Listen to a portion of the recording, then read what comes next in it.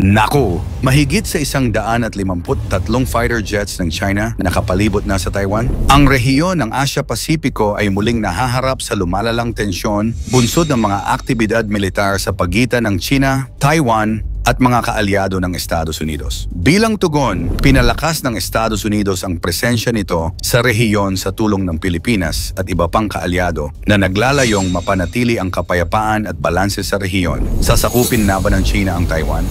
Ano ang naging sagot ng Taiwan tungkol dito? Yan ang ating aalamin.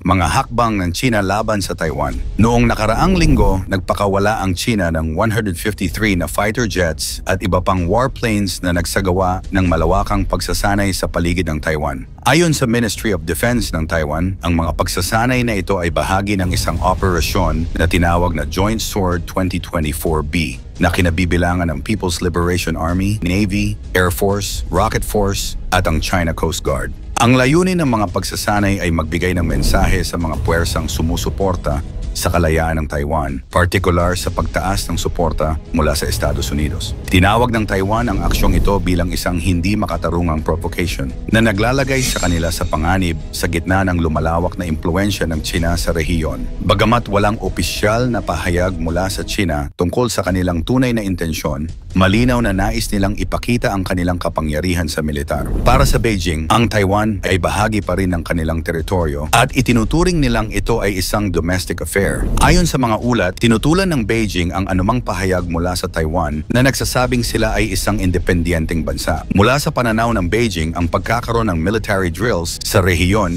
ay isang paraan upang subukan ang kakayahan ng Taiwan na tumugon sa banta ng paglusob. Pagsasanib puwersa ng Estados Unidos at Pilipinas. Bilang tugon sa mga hakbang ng China, muling pinagtibay ng Estados Unidos at Pilipinas ang kanilang alyansa sa pamamagitan ng pagsasagawa ng kamandag o venom drills. Ang 10-araw na pagsasanay na ito ay nagsimula sa hilagang bahagi ng Luzon, kung saan tinutok ang kanilang atensyon sa coastal defense at live fire exercises. Ayon kay Major General Arturo Rojas ng Philippine Marine Corps, ang mga pagsasanay ay bahagi ng pagpatibay ng depensa ng Pilipinas at naglalayong palakasin ang kakayahan ng kanilang mga sundalo na magtanggol sa mga posibleng banta mula sa China. Kasabay nito, ipinahayag ni Cato Stewart Glenn ng US Marines na ang pagsasanay na ito ay bahagi ng kanilang estratehiya upang matiyak na handa ang kanilang puwersa sa anumang contingency sa rehiyon. Bagamat itinuturing itong bahagi ng regular na pagsasanay, hindi maikakaila na ang timing ng mga drills ay isang tugon sa agresibong hakbang ng China. Bukod sa Pilipinas,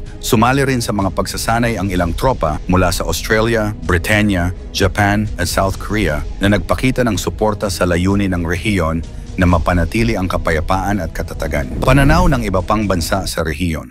Habang patuloy na umiinit ang sitwasyon sa pagitan ng China at Taiwan, patuloy na nagmamasid ang Japan sa mga hakbang ng China. Ayon sa Japanese Maritime Self-Defense Force, naitala nila ang presensya ng Chinese aircraft carrier na CNS Liaoning malapit sa kanilang teritoryo. Ang Liaoning, kasama ng iba pang warships ng PLA Navy, ay nagsagawa ng operasyon malapit sa Yonaguni Island na isang senyales ng pagpapalakas ng puwersa ng China sa karagatan sa paligid ng Japan. Bilang tugon, nagpadala rin ang Japan ng mga fighter aircraft upang subaybayan ang galaw ng China sa rehiyon. Ayon sa kanilang pamahalaan, patuloy nilang babantayan ang aktibidad ng PLA Navy sa rehiyon bilang bahagi ng kanilang pagtugon sa mga pagbabanta sa seguridad. Para sa Japan, ang kanilang pagpapakita ng puwersa ay isang mahalagang hakbang upang maipakita ang kanilang determination sa pagprotekta sa kanilang teritoryo at karagatan. Diplomasya sa gitna ng tensyon. Habang nagpapatuloy ang pagpapakita ng puwersa, patuloy ding isinusulong ng mga bansa ang diplomasya upang maiwasan ang mas malalang sitwasyon. Sa isang pahayag mula sa US State Department, nanawagan sila sa China na iwasan ang mga aksyon na maaaring magdulot ng mas matinding tensyon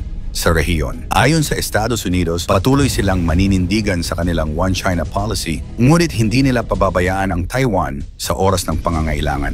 Ipinahayag ng mga opisyal ng US na ang kanilang alyansa sa rehiyon ay nananatiling matatag at patuloy nilang susuportahan ang mga bansa na nagtataguyod ng kalayaan at demokrasya. Ang Taiwan, kanilang panig ay patuloy na nananawagan para sa suporta mula sa pandaigdigang komunidad. Ayon kay Taiwan President Lai Ching-te, ang kanilang bansa ay handang ipagtanggol ang kanilang kalayaan mula sa anumang banta. Dagdag pa rito, hinimok ng Taiwan ang ibang mga bansa na magkaisa laban sa agresibong kilos ng China sa rehiyon. Bagamat hindi pa umaabot sa aktwal na labanan, malinaw na ang Taiwan ay handa na protektahan ang kanilang soberanya. Ang papel ng Pilipinas bilang isang strategic ally. Sa gitna ng tensyon, lumitaw ang kahalagahan ng Pilipinas bilang isang strategic ally ng Estados Unidos sa rehiyon. Ang kanilang participation sa mga military drills ay nagpapakita ng kanilang pagnanais na mapanatili ang balanse ng kapangyarihan sa rehiyon. Ayon sa Philippine military, ang mga pagsasanay ay bahagi ng kanilang pangmatagalang estratehiya